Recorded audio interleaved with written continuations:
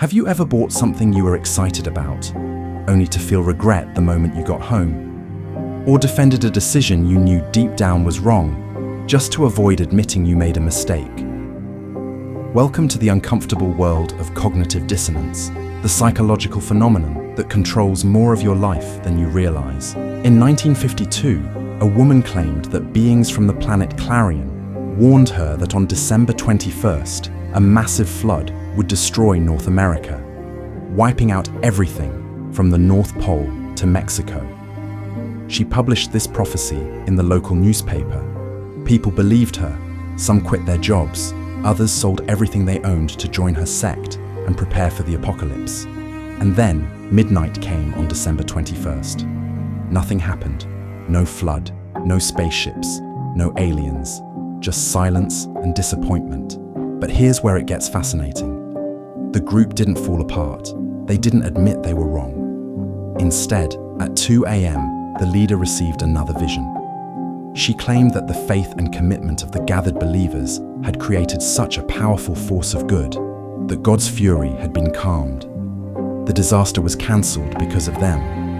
And incredibly, this made the followers even more devoted to the cause. This is cognitive dissonance in action. And it was precisely this bizarre event that led psychologist Leon Festinger to develop one of the most important theories in psychology.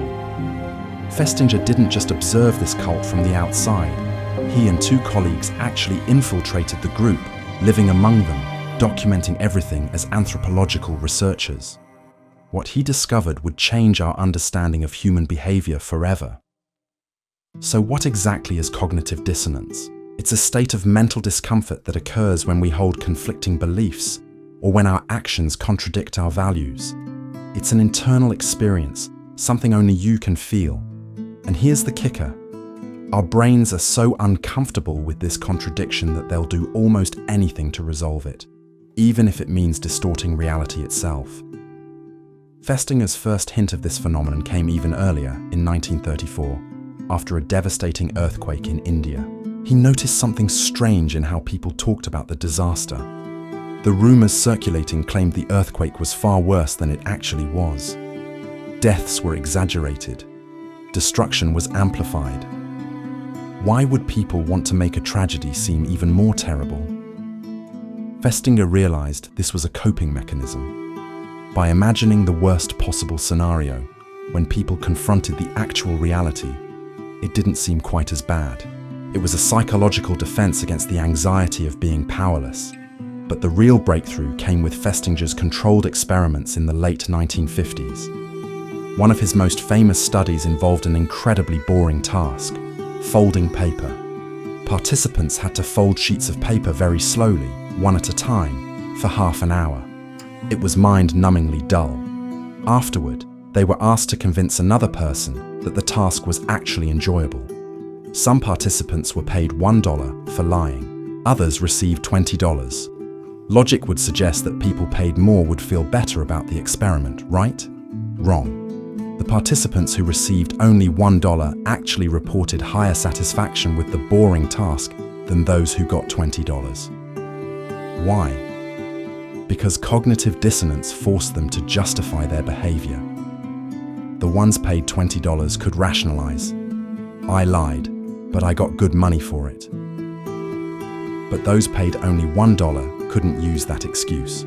Their brains had to resolve the discomfort differently by convincing themselves that the task wasn't actually that bad. They literally rewired their own memories and perceptions to eliminate the psychological discomfort.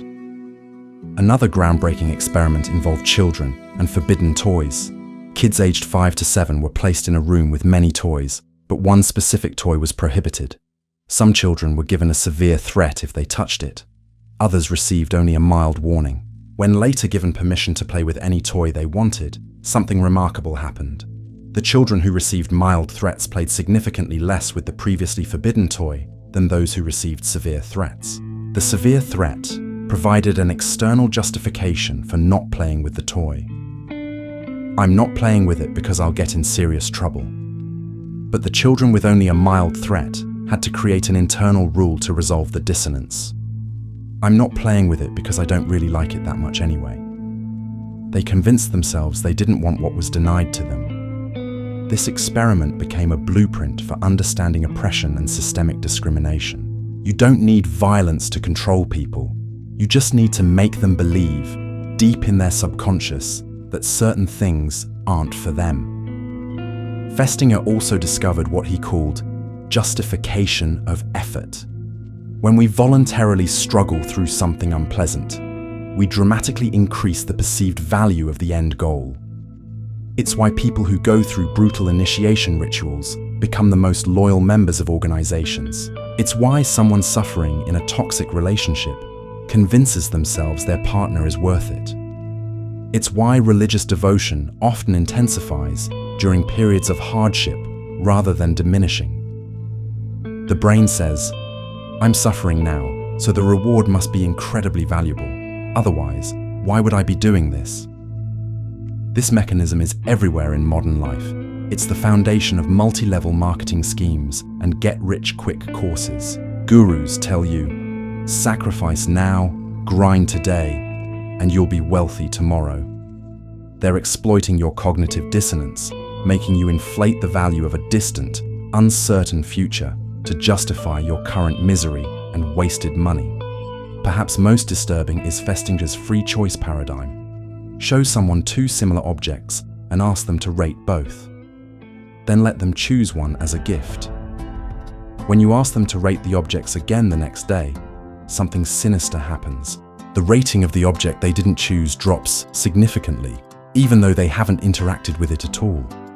Their brain invents negative qualities about the rejected option to justify their choice. They create false memories and perceptions to maintain internal consistency. This is how cognitive dissonance shapes your reality without you even knowing it. Every choice you make forces your brain to rewrite history, to justify decisions, to create narratives that protect your ego from the uncomfortable truth that maybe, just maybe, you were wrong. Leon Festinger himself demonstrated ultimate intellectual honesty at the end of his life. Diagnosed with lung cancer, he calculated the probability of dying during surgery at around 40%. He did the math, weighed the options, and decided against the operation. A week before his death, he told a friend, "You probably won't see me again." When the friend suggested they could at least email, Festinger replied, "Probably not." He died within a day and a half of his own statistical prediction. Before his death, he sent 2 emails to his friend. The first said, "Dear Mike, you are a great friend. Goodbye." 20 minutes later, a second email. "Dear Mike, I've been having problems with my email all day. Something is wrong with the network. In case you didn't receive my last message. Goodbye, good friend." Even in his final moments, Festinger fought against his own cognitive dissonance. He could have created a comfortable lie, told his friend, "See you soon," to feel better. Instead, he faced reality objectively, armed only with data and acceptance. That's the power of understanding cognitive dissonance, recognizing when your brain is lying to you and having the courage to face uncomfortable truths. The next time you find yourself defending a bad purchase, justifying a poor decision, or convincing yourself that something you can't have isn't worth wanting anyway, remember, your brain is running a program designed to protect your ego, not to show you the truth. Cognitive dissonance is always running in the background, quietly rewriting your reality. The question is, will you let it control you, or will you learn to recognize it and fight back?